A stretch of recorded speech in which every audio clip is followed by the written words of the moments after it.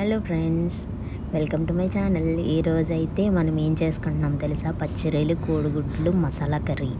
చాలా బాగుంటుంది ఫ్రెండ్స్. అసలు ఈస్ట్ గోదావరి స్పెషల్ అన్నమాట. కొంతమందికి తెలియదంట, అంటే అదర్ జిల్లాల వాళ్ళకి. మేమైతే చాలా బాగా వండుకుంటాం.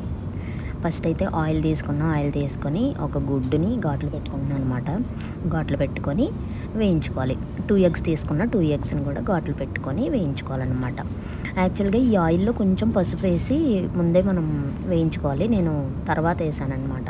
ఎందుకంటే మనం గుడ్డు వేసేలోపు ఆ పసుపు కొంచెం మాడిపోతుంది అనమాట. అందుకని చెప్పి నేను గుడ్లు వేసిన తర్వాత పసుపు వేసాను. అది బాగా వేగిన తర్వాత పక్కన తీసేయండి. తర్వాత ఆనియన్ పేస్ట్.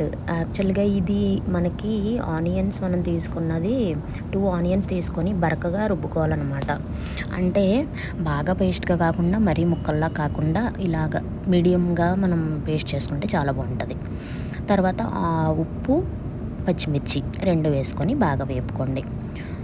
దీంట్లోకి 4 లవంగాలు, ఒక చిన్న దాల్చిన చెక్క వేసి బాగా మళ్ళీ వేపుకోండి. ఎందుకంటే ఇది ఆ స్మెల్ బాగా ఆనియన్స్కి పడుతుంది అనమాట. తర్వాత అల్లం వెల్లుల్లి పేస్ట్లో కొంచెం జీలకర్ర వేసి రుబ్బాను, అది వేసాను. తర్వాత మళ్ళీ వేపిన తర్వాత క్లీన్ చేసి పెట్టుకున్న ప్రాన్స్ తీసుకొని ఆ ఆనియన్ పేస్ట్ ఏదైతే ఉందో అందులోకి వేసుకొని మనం మళ్ళీ వాటిని కూడా బాగా వేయించుకోవాలి.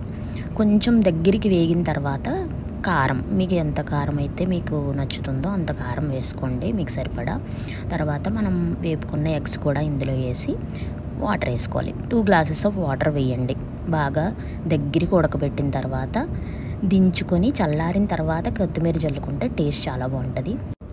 సబ్స్క్రైబ్.